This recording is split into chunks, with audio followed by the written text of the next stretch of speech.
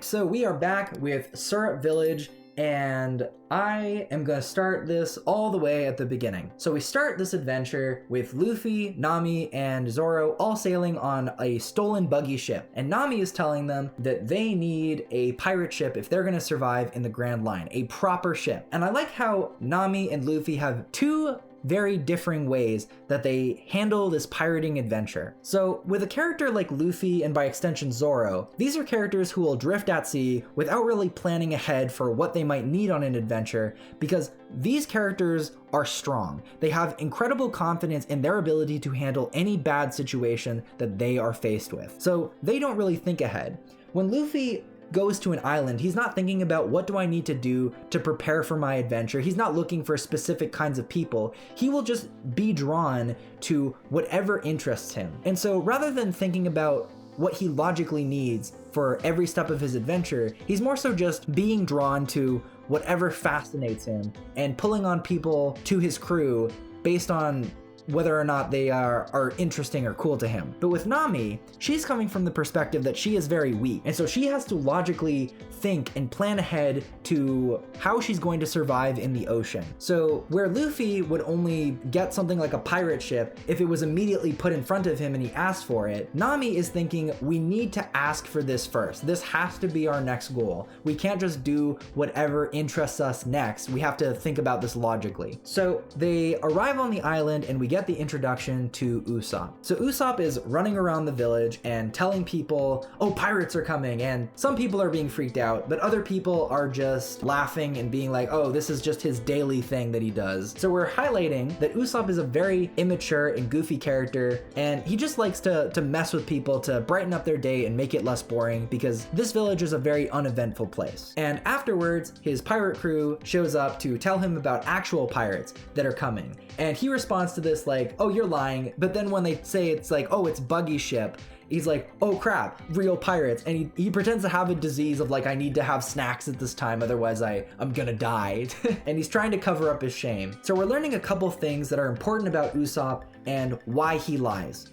The first thing is that Usopp wants to be a real pirate. So because he's a coward and he can't go out to sea and have real adventures, the closest thing he can feel to the thrill of danger that an adventure brings is to make the villagers mad every day so that they'll chase him, because it's a protected environment where he will never have his life compromised. So that is the way that he lives the lie of an adventure. The second thing is that he has a fake little pirate crew that he pretends to be the captain of, but they're basically just a bunch of little kids. So in some way he feels like the bigger, more capable one of the crew, and obviously they all look up to him and see him with an incredible sense of honor and strength. But in reality, he's using this lie to cover up the fact that he is a coward and that he is shameful. He wants to be seen as a brave warrior, but he isn't one. So he uses his lies to cover up his shame, and he uses his lies as a means to experience the things that he would feel on an adventure, but in a protected environment. So those are both really cool. And I like that everything that Usopp does and experiences is in some way a lie. So next we're gonna go to the shore, and this is where the anime and the manga handle things a little bit differently, and I apologize if I'm gonna get the way they handle things confused, because I watched Syrup Village a while ago. I'm already in like Whole Cake Island in my rewatch. So they show up on shore, and in the anime, I believe, Usopp has his little friends waving pirate flags in the bushes to make it seem like there's a lot of them, because there's only 3 members of Luffy's crew. But Nami immediately deduces that there's probably only just like 3 other people besides Usopp, and they run away. And I like this version a little bit more than the manga version, where in the manga version Zoro just kind of recognizes that there are kids there and they run away, and Usopp just tries to save face but fails. With this version, it shows that Usopp is a little bit more resourceful and clever, and Nami is just a lot smarter than him. So rather than the manga version where it's just clear that Usopp is lying and Nami just sees through him immediately, with the anime version, Nami outsmarts Usopp because she sees through his clever tactics. And I like that just a little bit more. than the way the manga handled it. Now, I also think in the anime, this is where we get the introduction to Usopp, Usopp's father, because in the manga, Usopp only gets mentioned when Klahadore makes fun of him at the mansion.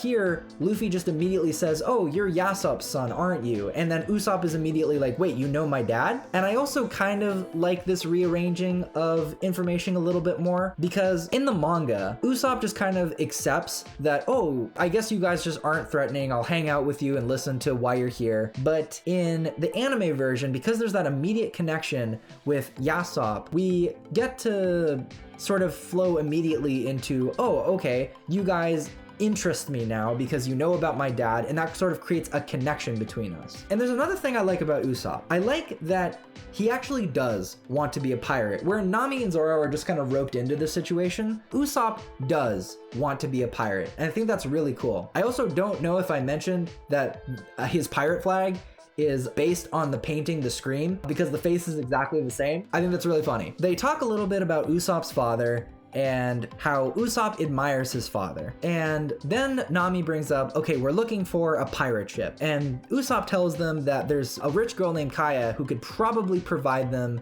with what they need, but she is sort of emotionally in a bad place right now because she lost her parents and she's totally bedridden. And Nami looks at this from a very empathetic position, where once again, Nami is not just logical, but she's also a lot more empathetic than someone like Luffy is, where Luffy, because of his kind of selfish behavior, will just do whatever he wants and not always care about how it might affect other people. But Nami is always being very tactful in how she handles situations like this. So for Luffy, he's immediately like, "Yeah, let's just go trespass on this girl's property and ask her for a pirate ship." Nami's just like, "Wait, I thought we weren't gonna ask her to do that because she's emotionally in a bad place."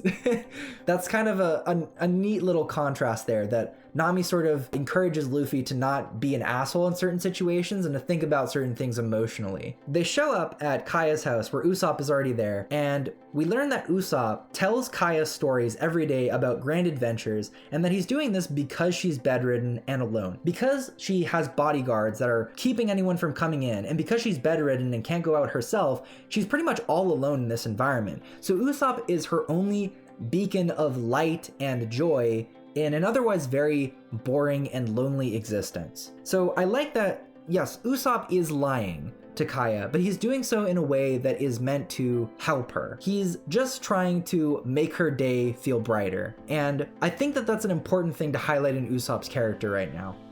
Because with the idea of lying and, a good lie and a bad lie in this arc, is that a good lie is one that is designed to help people. It does not have malicious intent. But a bad lie is what Klahadore is doing, and we're going to learn about that in just a second. So Luffy and the others show up, and then Klahadore shows up. So Klahadore then starts to make fun of Usopp's father.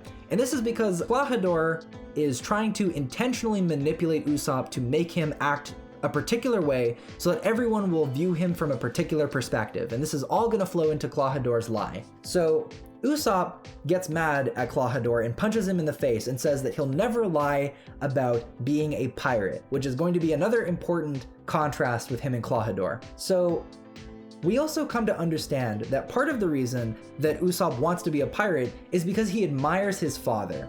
He sees his father as an incredible brave man, something that he is not, and wants to prove himself in the way that his father proved himself. So he doesn't actually care that his father abandoned him because he's proud of the fact that his father is everything that he wants to be. So I really like that in Usopp's character. It takes this kind of idea that would otherwise be a little bit dark in concept of, being abandoned by your father who turned into a pirate, and portrays it in a more like lighthearted perspective to keep the sort of upbeat tone that this section of the story is trying to go for. So I like that. That's really cool. So Klahadore gets punched because he's trying to make Usopp seem like a more antagonistic and violent figure, while portraying himself in a way that's more sympathetic and, weak and pitiful. And this is all going to flow into Klahadore's lie. So then, after Usopp and the others leave, Klahadore tells Kaya how he's trying to protect her no matter what, because he'll feel so bad if, something happens to her, and I'll fail your parents because they protected me and all that. All of this is just trying to make himself seem like the most sympathetic and honorable and incredible person. But once we get to the shore, we start to peel back the truth, because it turns out Clawhador is actually a pirate named Kuro, and he is planning to kill Kaya with the help of this guy named, I think, Django. And this is another thing I really like. So I highlighted how Buggy's crew all had a theme of how, you know, Buggy is a gag character, so his crew is a circus. But with Kuro, this arc is all about lies. And so Kuro is a cat, because cats are often characterized with the idea of being deceptive, manipulative little liars. I did a video on it, One Piece design themes, which is going to need some severe updating. But I really like that. I like that all of Kuro's crew is designed in a way where they actually use lying as a power. So we're gonna get into that in a second. So basically, Django makes Luffy fall asleep, and it makes Kuro think that Luffy is dead, and Usopp is left on his own to warn the villagers. And it's basically just a clever way of both Luffy and Usopp both understanding what happened, so that Luffy knows that Usopp is telling the truth, but also because, you know, Luffy is a stranger, and these people might be more inclined to believe Luffy if he told them that there was pirates. This time it's just Usopp. He's left on his own to go warn them. And because they understand the antagonistic relationship that he has had with Clawhador, and the fact that he punched Clawhador, they immediately assume that Usopp is lying to try and hurt Clawhador. So once again, Usopp lies are not from a malicious perspective, but they're still not necessarily a good thing. Once again, this story is about encouraging honesty, and Usopp is now paying for the consequences of lying all the time.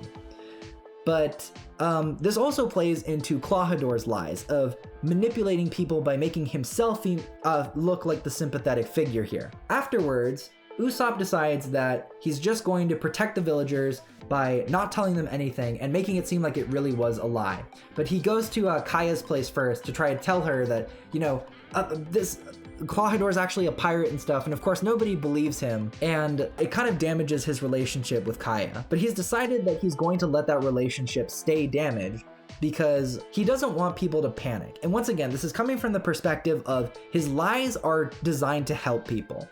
So here's the thing. If Usopp were to tell the truth to the villagers and they were to believe him that, oh my god, pirates are coming, think about how Kuro might react to that. If Kuro found out that the whole village is panicking, then he might move the schedule ahead to just kill everyone right then and there, because his crew is probably nearby. So if Usopp had told the truth, then they might have all been killed with no opportunity to protect them.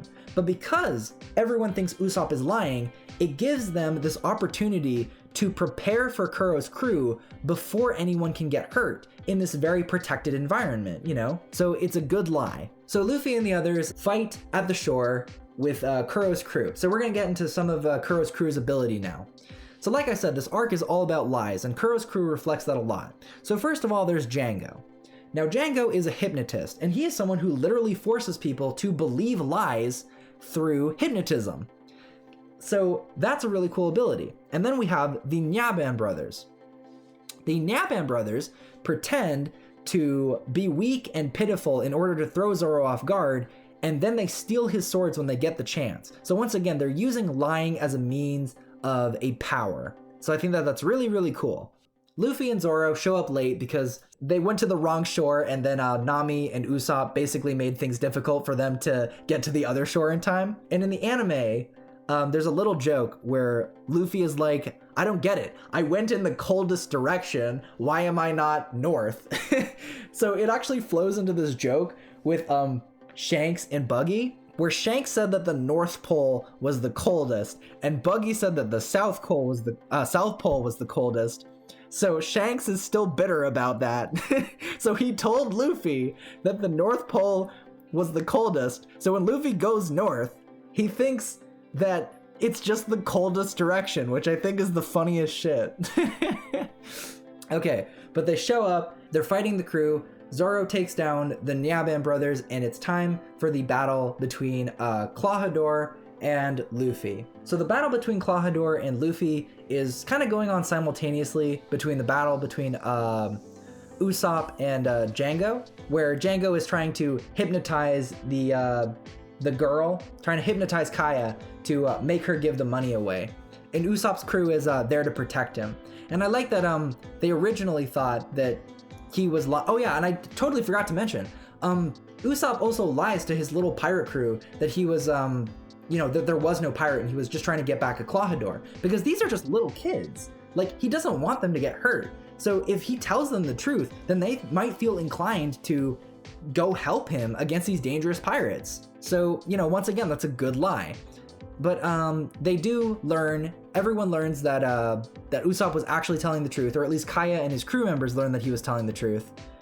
And I like that their relationships are sort of mended, and that his crew kind of gets this opportunity to help in the fight. They actually just bash Kuro's face in, which is like the funniest thing, and he just stands up from it. Fun fact, the first episode I ever saw of One Piece, and I think one of the first times I was ever introduced to One Piece, was the fight between Luffy and Kuro. It was my first ever experience with the anime. And I always thought that Kuro was just like some invincible character. I looked at him and he was like, this is the most intimidating dude ever. He's like walking on Luffy's arms, he's scratching him. He completely has Luffy outclassed. And I was like, damn, like, how do you beat this guy? He's totally invincible. And it's funny looking back at it now, realizing that Kuro is such a minor character who's gonna get completely clobbered here. But oh my god, if I had seen some of the later stuff in One Piece with the same perspective I had back then, I have no idea how much I would love it back then. Enough of that little tangent. So Luffy fights Kuro and he beats him, and we establish a couple little contrasts between Kuro, Luffy, and Usopp. The first one is that Usopp said that he will never lie about being a pirate's son. But that is exactly the thing that Klahadore is, or that is exactly the thing that Kuro is lying about.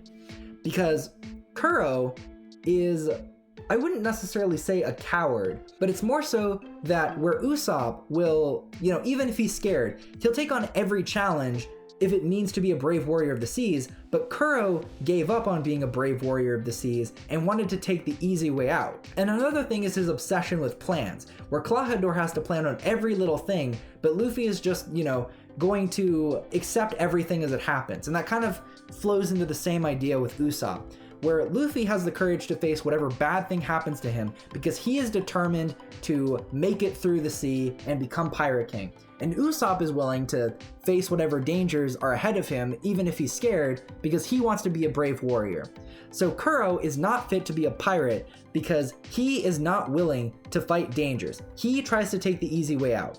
And Usopp also tries to take the easy way out of fear, but he's shown that when it comes down to it, he will do his best to protect whatever he can to the best of his abilities. But Kuro will not. And that's sort of the end of that little section.